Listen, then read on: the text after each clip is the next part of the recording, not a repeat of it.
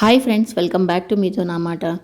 Iron, calcium, అలాగే vitamin A, fibre ఇవన్నీ ఎక్కువ ఉన్నటువంటి ఒక మంచి రెసిపీతో మీ ముందుకు వచ్చానండి. దీన్ని కుర్బానీ కా మీఠా అంటారు. ఇది హైదరాబాద్లో ఎక్కువగా రెస్టారెంట్లో కానీ అలాగే పెళ్ళిళ్ళలో కానీ సర్వ్ చేస్తుంటారు.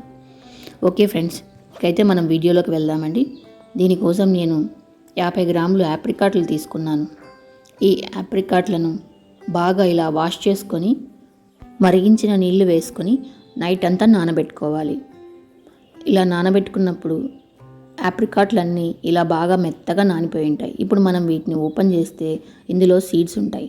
ఈ సీడ్స్ని అన్నిటినీ తీసి పక్కన పెట్టుకోవాలి. అలాగే ఈ నీళ్ళను కూడా మనం యూస్ చేసుకుంటామండి, చాలా మంచిది కూడా.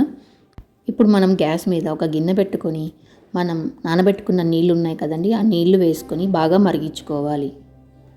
ఇవి బాగా నీళ్ళు బాగా మరుగుతున్నప్పుడు మనం గింజలు తీసేసినటువంటి యాప్రికాట్లను వేసుకొని ఇలా ఉడికించుకోవాలి. ఉడుకుతున్నప్పుడు ఇలా మధ్య మధ్యలో ఒక గరిటె తీసుకొని ఇలా మెత్తగా నలుపుతూ బాగా ఉడికించుకోవాలి. దీనివల్ల తొందరగా యాప్రికాట్ అనేది మెత్తబడిపోతుంది. ఇలా దగ్గర పడుతున్నప్పుడు 50 గ్రాముల యాప్రికాట్లకి 50 గ్రాములు పంచదార వేసుకొని ఇలా బాగా కలుపుకొని ఒకసారి 5 మినిట్స్ పాటు ఉడికించుకోవాలి. ఇది ఉడికే లోపల మనం యాప్రికాట్లోంచి తీసినటువంటి విత్తనాల్లో బాదం పప్పు లాంటి పప్పులు ఉంటాయి, అవి సపరేట్ చేసి పెట్టుకుందాం. ఇప్పుడు దగ్గర పడిపోయిన ఈ మిశ్రమంలో మనం తీసిన ఈ పప్పుల్ని చిన్న చిన్న ముక్కలుగా కట్ చేసుకొని గార్నిష్ చేసుకుందాం. అంతేనండి, ఎంతో టేస్టీ డెజర్ట్ రెడీ అండి. దీన్ని మనం ఒక సర్వింగ్ బౌల్లో తీసుకుందాం.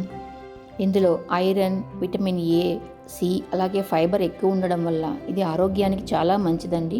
తప్పకుండా ట్రై చేయండి. ఇది సమ్మర్లో ఐస్ క్రీమ్తో సర్వ్ చేసుకుంటే చాలా బాగుంటుందండి. తప్పకుండా ఒకసారి మీరు కూడా ట్రై చేయండి. ఓకే ఫ్రెండ్స్, నా వీడియోని తప్పకుండా లైక్ చేయండి, షేర్ చేయండి. అలాగే నా ఛానల్ని ఫస్ట్ టైం చూస్తుంటే తప్పకుండా సబ్స్క్రైబ్ చేసుకొని ఛానల్లోని బెల్ ఐకాన్ని క్లిక్ చేయండి. Thanks for watching.